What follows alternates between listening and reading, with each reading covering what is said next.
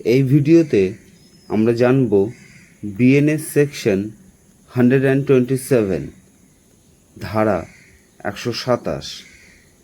আগের ভিডিওতে আমরা বিএনএস সেকশন 127 এর ক্লজ 1 এবং 2 সম্পর্কে জেনেছিলাম। যদি ভিডিওটি না দেখে থাকেন তবে ভিডিও সিরিজে গিয়ে অবশ্যই দেখে নেবেন।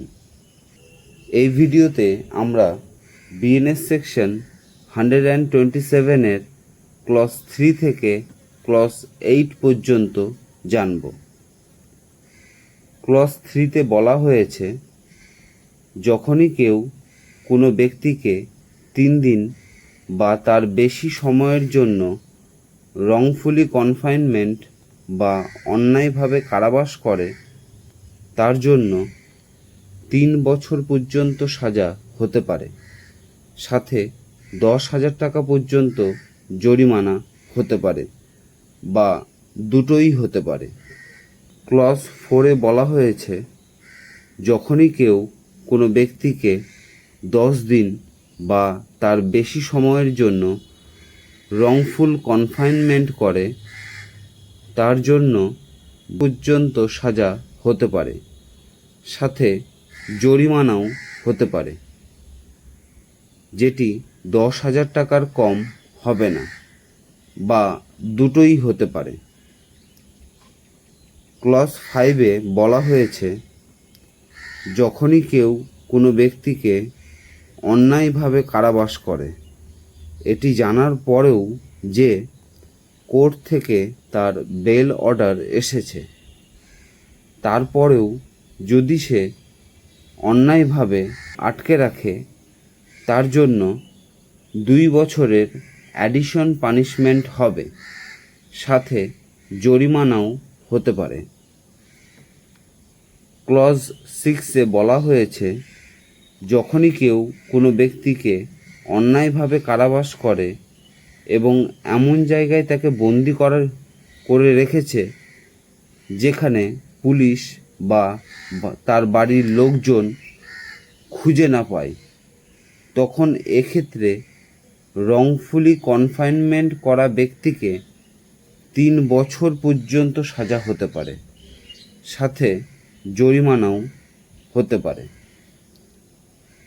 ক্লজ 7-এ বলা হয়েছে, যখন কেউ কোনো ব্যক্তিকে এই উদ্দেশ্যের সাথে অন্যায় কারাবাস করে যাতে বন্দি ব্যক্তি থেকে বা তার বাড়ির লোকজন থেকে ফোর্সফুলি কিছু নিতে পারে, সেটি টাকা, প্রপার্টি, যে কিছু হতে পারে,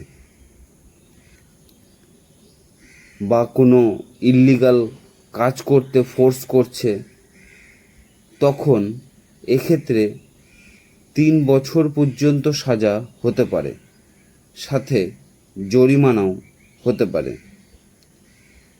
ক্লজ 8-এ বলা হয়েছে, যদি কেউ কোনো ব্যক্তিকে এই উদ্দেশ্যের সাথে অন্যায়ভাবে কারাবাস করে যাতে সেই বন্দি ব্যক্তি বা তার রিলেটিভ থেকে কোনো ক্রিমিনাল ইনফরমেশন নিতে চায় বা কোনো ভ্যালুয়েবল প্রপার্টিকে ফেরত পেতে চায়, যেমন ধরুন আপনার বাড়িতে চুরি হয়েছে আর আপনার কারো উপর সন্দেহ আছে যে অমুক ব্যক্তিটি আপনার বাড়িতে চুরি করেছে, অতঃপর আপনি তাকে রংফুলি কনফাইন করেন, সত্যিটা জানার চেষ্টা করেন কি চুরির জিনিস কোথায় রেখেছে, তখন এই রকম পরিস্থিতিতে বন্দি করা ব্যক্তিকে 3 বছর পর্যন্ত সাজা হতে পারে, সাথে জরিমানাও হতে পারে। এই ছিল বিএনএস সেকশন 127 ক্লজ 3 থেকে ক্লজ 8 পর্যন্ত। আশা করছি বুঝতে পেরেছেন। যদি কোনো কনফিউশন থাকে কমেন্টে জানাবেন। এই চ্যানেলে আমরা বিএনএস বা আইন সংক্রান্ত বিষয়গুলো খুব সহজ ভাষায় জানব।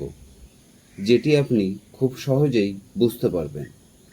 তাই চ্যানেল অবশ্যই সাবস্ক্রাইব করে নেবেন।